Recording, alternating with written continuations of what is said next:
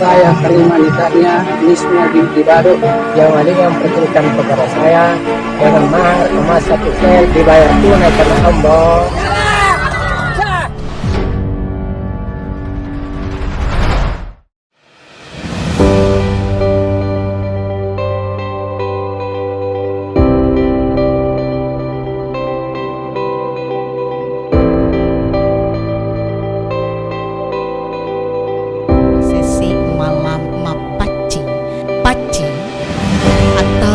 Digambarkan sebagai penghias pewarna kuku.